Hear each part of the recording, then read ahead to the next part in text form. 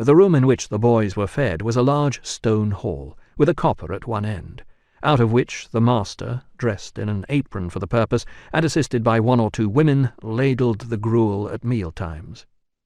Of this festive composition each boy had 1 porringer and no more, except on occasions of great public rejoicing, when he had 2 ounces and a quarter of bread besides.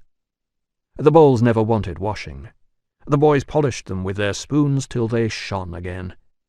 And when they had performed this operation, which never took very long, the spoons being nearly as large as the bowls, they would sit staring at the copper with such eager eyes as if they could have devoured the very bricks of which it was composed, employing themselves meanwhile in sucking their fingers most assiduously, with the view of catching up any stray splashes of gruel that might have been cast thereon. Boys have generally excellent appetites.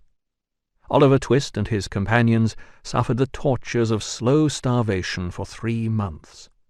At last they got so voracious and wild with hunger that one boy, who was tall for his age, and hadn't been used to that sort of thing, for his father had kept a small cook-shop, hinted darkly to his companions that unless he had another basin of gruel per diem, he was afraid he might some night happen to eat the boy who slept next him, who happened to be a weakly youth of tender age.